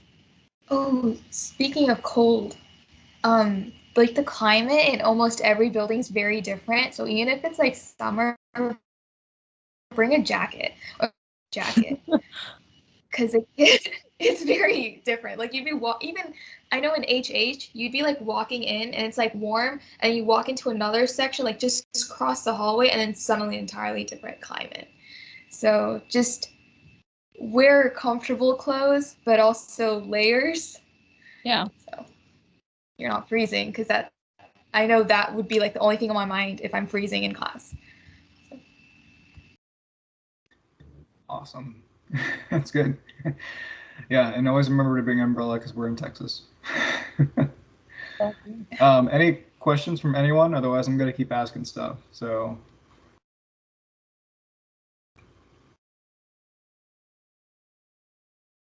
When and how did you guys get started in research at UTD? That's an excellent question. So, okay. Did you want to go ahead, Heba, or? Oh no, I was fixing my glasses. Go ahead. Oh, okay. I think a lot of organizations actually kind of help you out with getting started. One of the most effective ways to get into research is called cold emailing. Basically, you reach out to a professor, and you read some papers. If what they're doing interests you, you send them an email asking some questions. It's a process, but this is a way you get connected to researchers, and so you will mostly get rejected, unfortunately, but in the time that you don't, you have the opportunity to work in a lab. So that's one of the ways. Other ways is just doing well in the class, showing interest. If the professor that's teaching that class has a research lab, they will most likely talk about their research, because researchers love talking about their research. So you will inevitably hear about it. And if it piques your interest, ask them questions. They might offer you to go to their lab and see if you like what they do. So that's just a couple of things. But organizations like BMES, for example, we do workshops where we help you out getting into these labs. So if you have the chance to attend these workshops, please do. They're really helpful. Yeah, so that's a couple tips. In terms of research, so I actually did not get into any research in the lab itself in my undergrad years. I only started after I graduated, which is the irony. It's obviously usually the opposite. But I've worked with Dr. Acello for a little bit because of the research that I'm doing in terms of the contact lens, and his research is very, very interesting. So he's doing a UNCD coating. It's basically diamond, like literally diamond. And if you coat anything with it, it never like erodes, and there's no corrosion, or what is it called? Rust. So it's I don't know, very interesting. He has multiple labs on campus. I would definitely reach out with him. He's very understanding when it comes to the graduate students. I don't know how he would be with undergrads, but I'm sure he's very open. Talk to your professors, tell them that you're interested. I think that would be number one. But like David has just said, like literally just email your professors or email random professors that you are interested in working with their research, and give them your resume, give them an input of what you think about their research, and then see if you get like an answer back. So with me, I think the cool thing about UTD is that it's right next to UT Southwestern. And so I don't know who emails us, but also check your emails while you're at UTD. But someone, I don't know who it is, sorry, but they would email us about like other people either at UTD or at UT Southwestern who are looking for undergrad researchers. And it's very easy. Like they just send a whole list, and they're just like, okay, these are the available stuff. If you're interested, send your resume and say which ones you're interested in. And that's what I did like last year. And I was actually very late to the game. I literally submitted it on the like last day, which don't do that. Like do it earlier. I was just very lazy at the time. But I just sent my resume in and I said, okay, I think I'm interested in like these 5 labs. And then I got an email back like I don't know how much later, but I got an email back later saying that one of the researchers were interested, and so then it just moved on from there. And I'm still working in the research lab, so it's part of UT Southwestern. But there are a lot of opportunities. Like, you don't have to, like, obviously look in all of them. Look online. A lot of professors have their lab work posted online. Look into that. You could cold email them, as well as look outside of UTD, because eventually it comes back. So UT Southwestern is a really good like co-workplace thing. And look outside of bioengineering too. At UTD, if there's other areas, so neuroscience or any of the engineering schools, anything like that, check them out because you can still work with those. And I will say, as a faculty member, just because you email us the one time and we didn't respond doesn't mean that we rejected you. Most likely it means we didn't see it. So feel free to try it a couple of times when you email. Now, don't always be respectful about it, but you might have to try emailing 2 or 3 times before you decide that it was a rejection. Sorry, Heather, were you going to say something? Yeah, I totally forgot, but there was, sorry, there was a question in the comments, and I would just want to answer and just let them know I don't know Dr. Blair's. I'm not associated with their lab either. Sorry, I can't help. But there was something that you said about research. Yes, so mechanical engineering professors, some of them do actually have some biomedical like topics that you would want to be interested in as biomedical engineer. So if you're more into like programming, you might find a little bit more of things with biomedical and mechanical professors. So reach out there too. Don't limit yourself. Anna, were you gonna go ahead? Yeah. So another thing about research is you could definitely do it solely, like without having it count as part of your credit hours. But there is also the option where you can have it count as your credit hours. And in that case, make sure you're following deadlines for when you can apply for those, because they're different and they are much earlier than you think they are. And you also have to let the researcher know that you are wanting to have this research for the semester or something count towards your credit hours. And you are in control of that class in a sense. You get to decide with your supervisor what type of deliverable you're going to have at the end of the semester and how you're going to be graded, as well as how many credit hours, because I think it goes up to 4 credit hours that you can have your research count for per semester. And obviously, like with 4, you will be expected to work in the research lab more versus like if you just wanted to do 1 credit hour. And that is just something you communicate with the researcher as well as your advisors so that they're up to date of what's going on. And you do have to fill out a couple of forms, basically write your own syllabus with your supervisors of the lab, and then get it together within the time and actually schedule for the class that you made.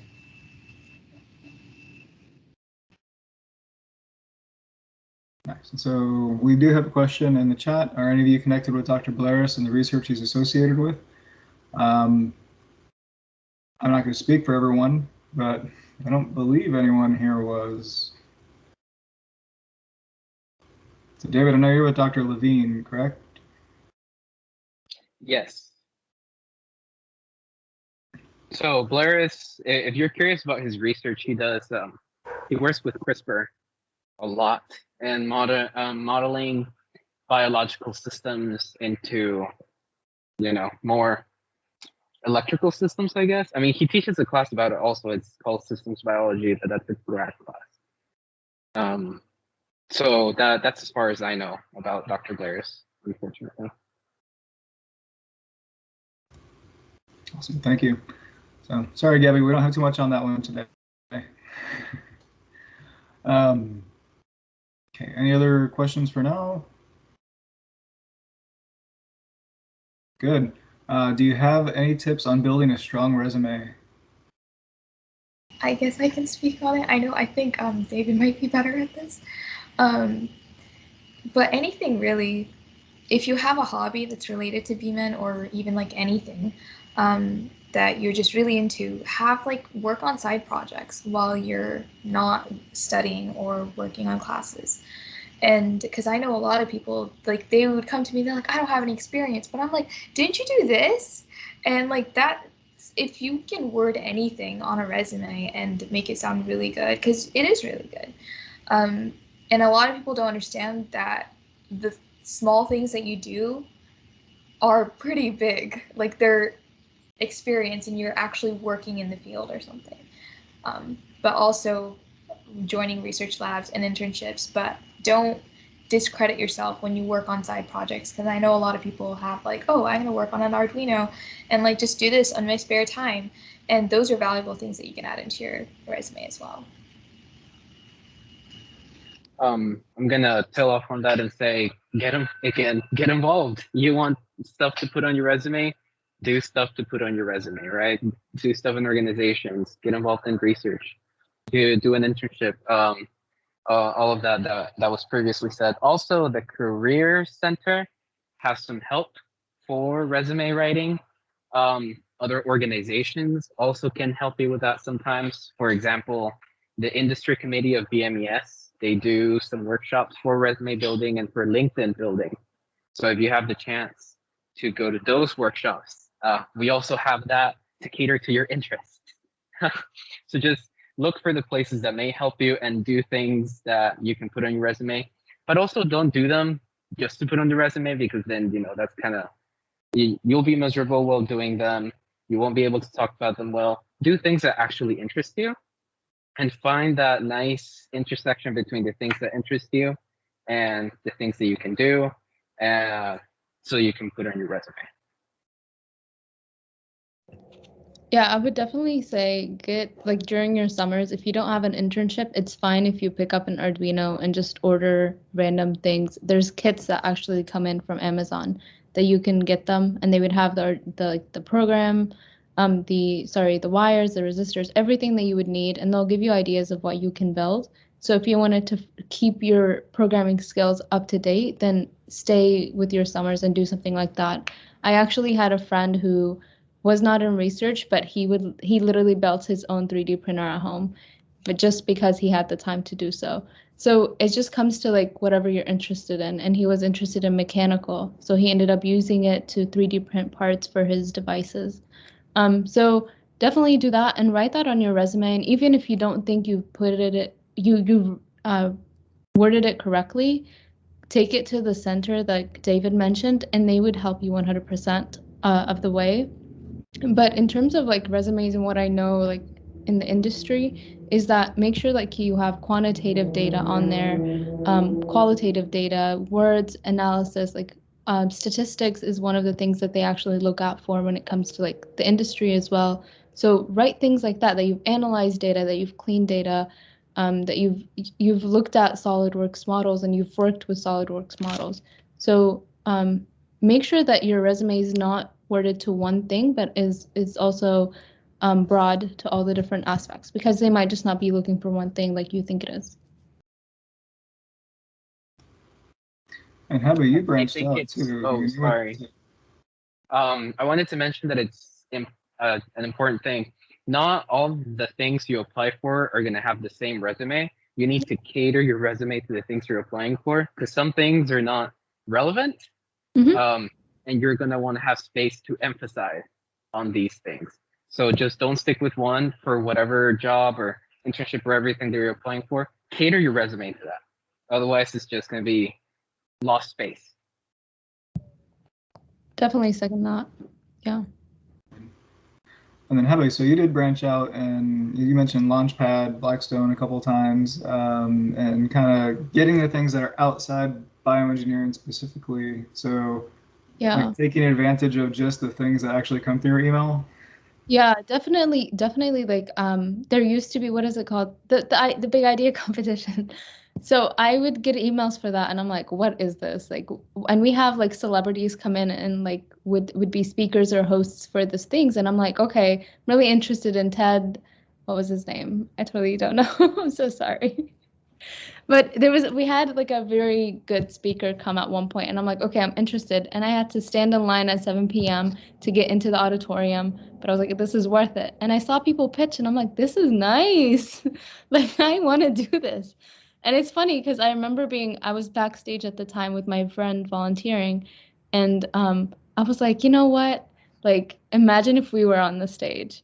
So the next time that, like, literally the next round, I applied, and we ended up getting like our pitch through, and we were on stage, but it was all virtual. So it was like a virtual stage, but it was nice, like, to get, like, I was honestly outside of the engineering thing, and that's where I found myself more interested in bioengineering than I was like in a room with a study group, like freaking out over exams or like, you know, and it opened up your eyes to like, okay, this is what things I'm more interested in, things I want to focus in bioengineering. I like programming. I'm not good at it. I don't want to ever do this again. But I really do like mechanical and biomedical. So I want to do this. I want to do more of this. I want to see more people who do things like that. So you end up reaching out to people on LinkedIn. People end up reaching out to you on LinkedIn, and you get to make more connections. And you get a lot more exposure on what bioengineering really is, other than the exams and the theories that you always see in class. Sorry, did I answer that question? Yes. No, I think that's great. Yeah, I think it's explore your options. Yeah, and there's also check out the things that come through email. Yeah, and even we don't get much emails, but there's also like the mock UTD, which is literally debate 101. But if you're interested in that, and you know it's something that you want to do, get into that. You don't have to be in their I think EHABS school. It's the policy and political science. You don't have to be. If you like the topics, if you like politics, join it. Like, have fun while you're at it. It's really interesting.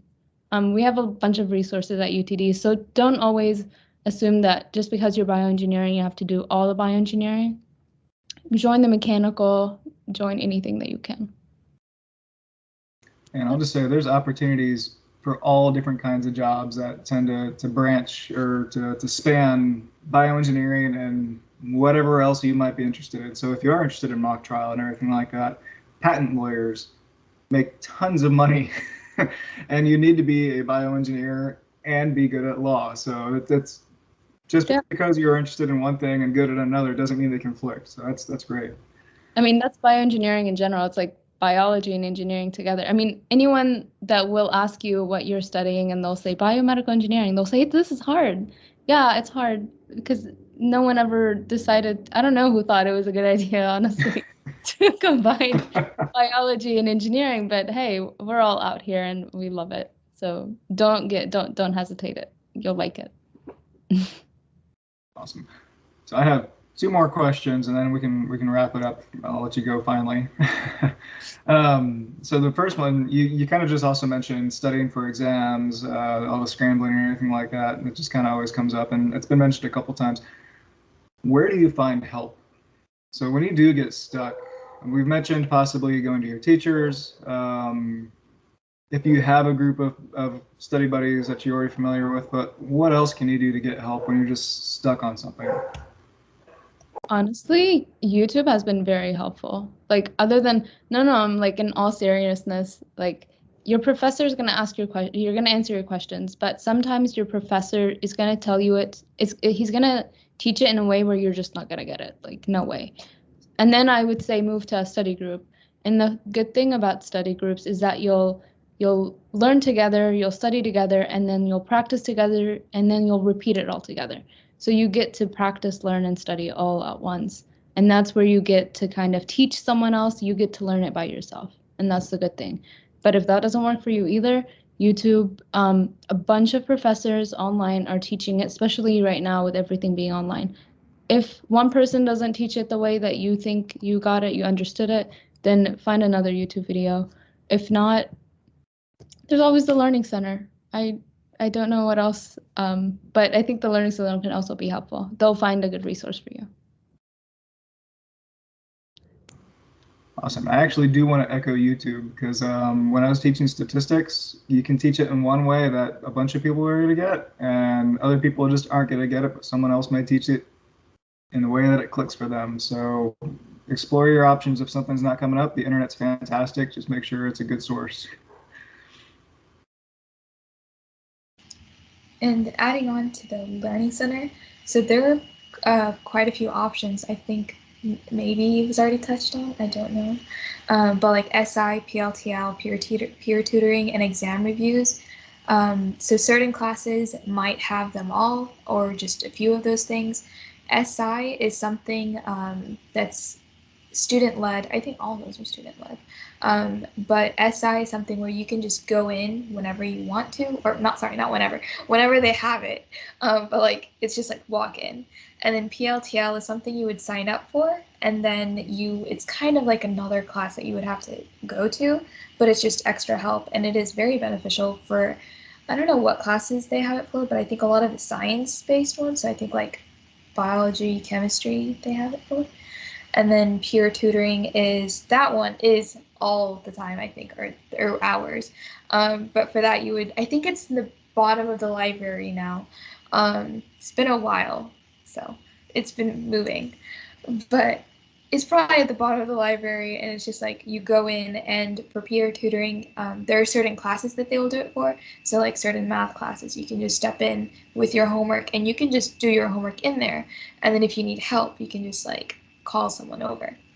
And then exam reviews. So a lot of professors will have exam reviews. Go to them. But when you do go to them, like they'll probably post like examples, practice them, and then go to the exam review.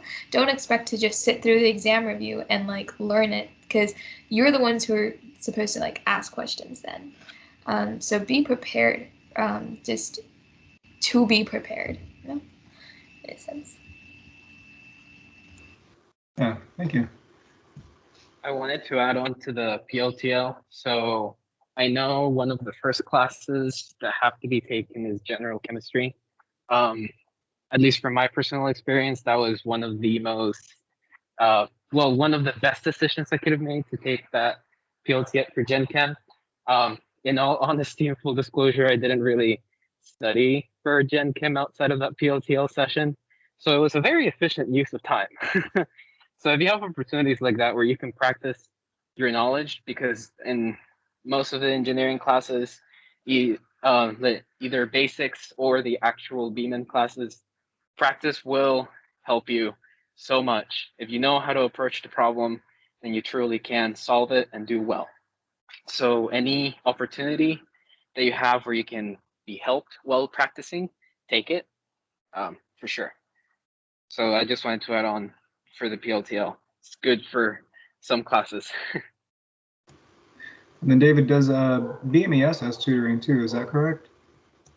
Yes, so we do also have a tutoring committee, and actually for classes like circuits. So PLTL only teaches up to a certain basic level classes, and that when you get into BMen code classes such as circuits, components, etc., the PLTL doesn't cover it, or even peer tutoring sometimes doesn't have it, but we do, and we do hold some review sessions where we actually work with the instructor to give you guys some problems. So once you get to those classes, and even for classes before that, approach the tutoring committee of BMES. We have the we have the review for you basically. So just reach out and get help there. It actually just made me think of another question, so I lied. Did any of you try to make friends or get introduced to classmen who were a little bit higher than you, so that even if they weren't necessarily tutors, you could ask them questions? Yes, I definitely did that. And it was pretty helpful, honestly, because they've already taken the material. So they either already had study guides that they already made on their own, which was great. It was probably more helpful than what the professor was saying at times. Specifically, like when I missed a class and I was like, what's going on? I would refer to their study guides. They would also help, like, if they actually understood the material. I've had 2 encounters where they didn't know what was going on versus like they actually helped. And that was the good part. Another thing is the upperclassmen already know like how the professor teaches and what they look out for in like exams and homework. So they'll tell you, make sure that you do partial credits on the homeworks because he'll give you credit, or like on the exams. But make sure that you fill out the whole sheet because they will not give you partial credit. So things like that, I personally thought was very helpful from upperclassmen.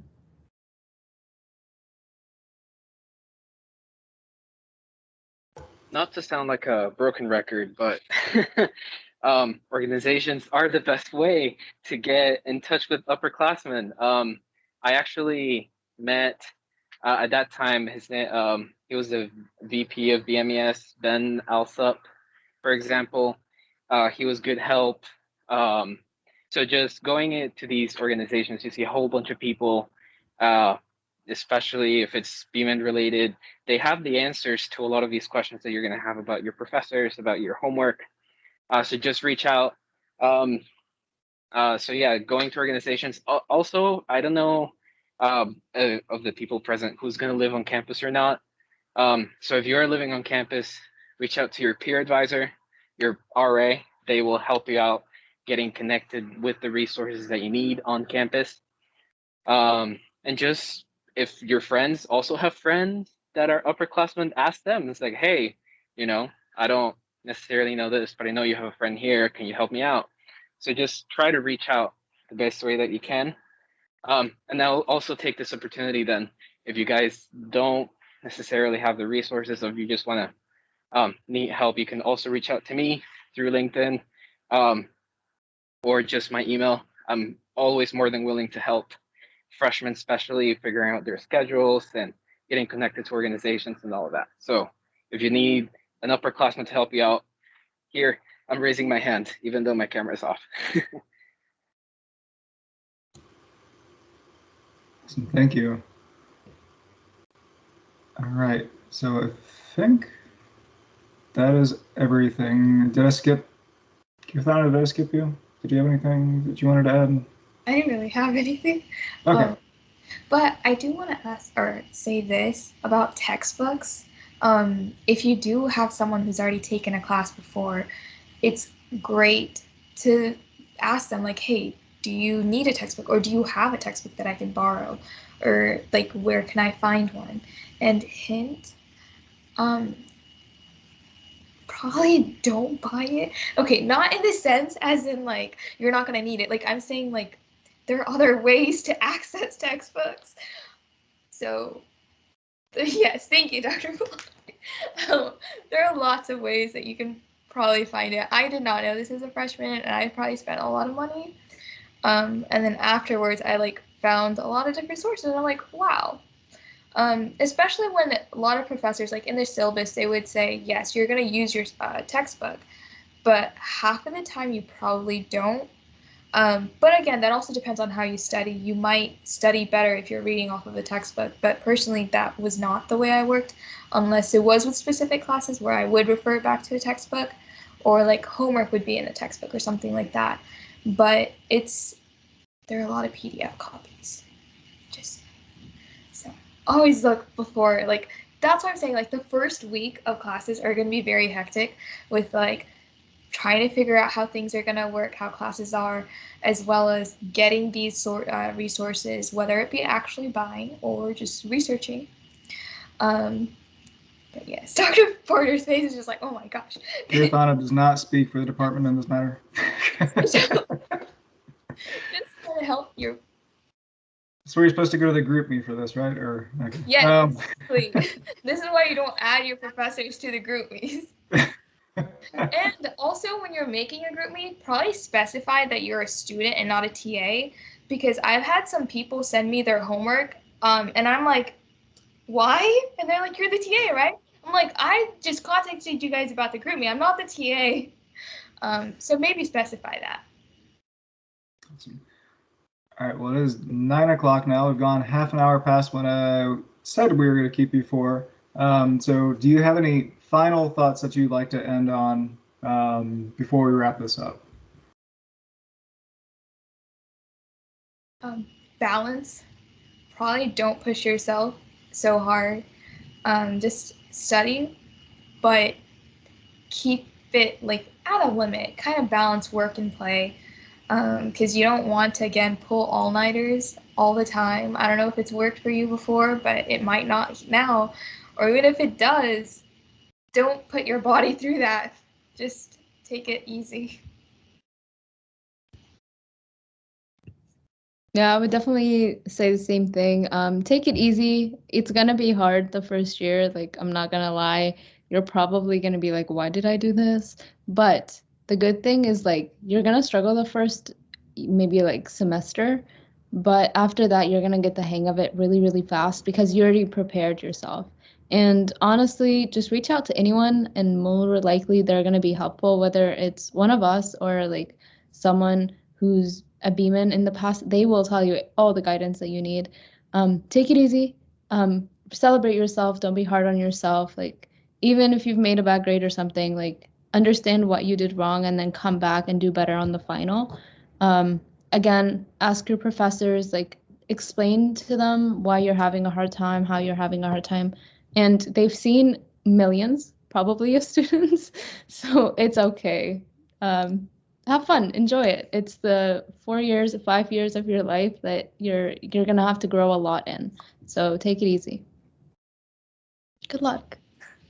And hopping off of that about the exams and grades, the first semester will be hard because you're adjusting from high school to college, but also every semester that you're starting, the first exam is going to be hard just because you don't know how it is and you don't know how to study for it. But once that is passed, you'll get used to it. You're like, okay, I did this last time, I'm gonna change this, and it will get easier. But again, it is a cycle that will repeat itself each semester unless you have other connections. You're like, hey, how should I prepare for this? And that's where connecting with other people will come in.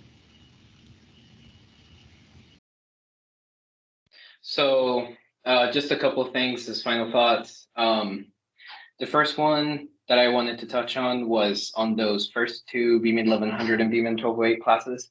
At least for me and for a lot of the people that I saw, they will be good tellers of what the topics in the degree plan are going to be like, more or less. And if you find yourself miserable in these classes, perhaps reconsider how you're going about the subject.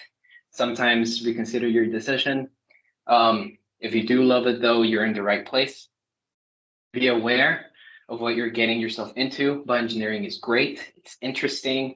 It's very complete. But because of that, it's also very heavy and you don't have a lot of space for certain things. So just don't do BMen because you think it'll look nice on a medical school application, for example, which is something that happens often at UTD because it won't work out the way you want it to, right? Do it because you like it. Do it because you feel like you're doing the right thing. So not to discourage anybody, right? But it's a good reality check into what you're getting yourself into. But once you are in these classes and once you realize that you do like it, you'll have a great time. You're gonna find and meet a lot of people that are in similar interests. That's honestly one of the best parts about college, is finding people who you can relate with. Something that's a bit harder to find in high school, simply because there are less people. So probability says there'll be likely less people with your exact same interests, right? Here you have more people in one plan, one track. So you'll have a good time. So yeah, just quick reality check and final thoughts. Excellent. Well, thank you all for joining us. Really appreciate all the tips. I'm always learning things. I'm gonna go join GroupMe now. I'm kidding. But no, thank you very much for joining us. Thank you to all of our first years and transfers who are joining us on this call too. We would ask, I just posted a survey link in the chat. If you don't mind just taking a few minutes, it's not very many questions. Just let us know if this was useful, if something like this would be useful again in the future, that sort of thing. We would really appreciate the feedback. But other than that, thank you, everyone. And we have our next event on August 19th, I believe. We have our final welcome event, so be sure you tune in for that. But yeah, other than that, everyone have a good night, and we'll see you next time. So thank you.